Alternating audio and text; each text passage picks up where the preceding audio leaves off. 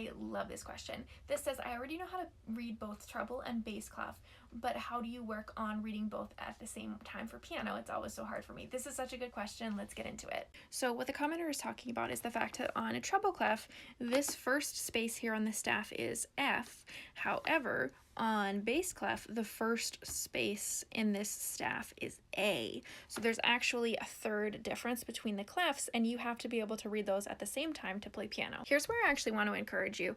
I think that I recommend this book all the time. It's not sponsored, but they should sponsor me because I talk about it like every day. But this is just a great reference book of scales. What I would recommend, and you can honestly just Google like an image, a PDF of scales, I would try to do your scales both hands together and really focus on reading that sheet music. It might be that you already know your C scale, or you can pick a harder scale, but what I want you to train your brain is to make that connection, to cross those wires where your right hand and left hand are playing the same notes on the piano, but they're obviously appearing different because they're in the different clefs.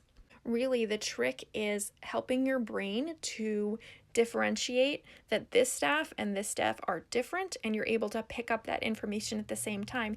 Even though the tricky part is to your eye, they look the same because they are just, two sets of lines together.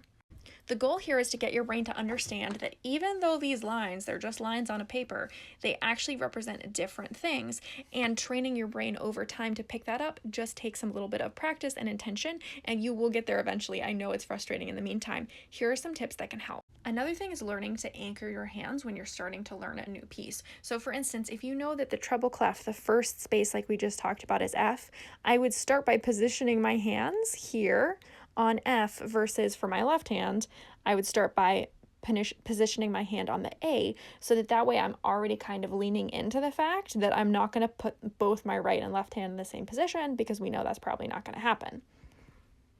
So once you get comfortable with your scales, hopefully what you're doing is training your brain to recognize that even though these look different, they're the same notes. We're training our brain to recognize those differences, parallels, intervals, etc. Then I want you to move to like easy songs. It can be literally like any beginner kids song, anything like that. And I want you to go really slowly and literally like triple check everything you're doing and being like, okay, am I playing the correct treble clef note? Am I playing the correct bass note? Like measure by measure, take it so easy, slowly. Does not need to be complicated. One last tip I'm going to give you, and you'll have to tell me how it goes, and we can do more tips in the future, but the last thing I'm going to tell you is that you're going to, over time, be able to see how your brain switches from I'm actively reading this sheet music, I'm actively thinking really hard about if it's a right-hander, left-hander, treble clef, or bass, to muscle memory, to just that kind of unconscious automation. And what you're going to find is that you're not going to stay in one or the other forever.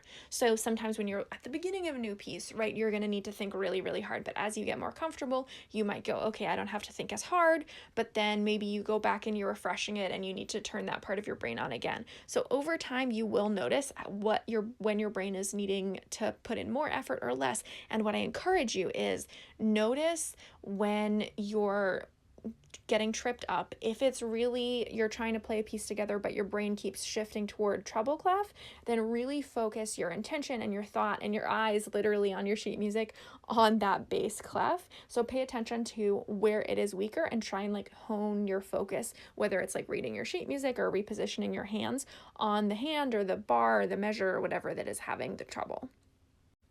Okay, I hope that was helpful. That was a little crash course. Please let me know what works for you. I'd love to talk about this more.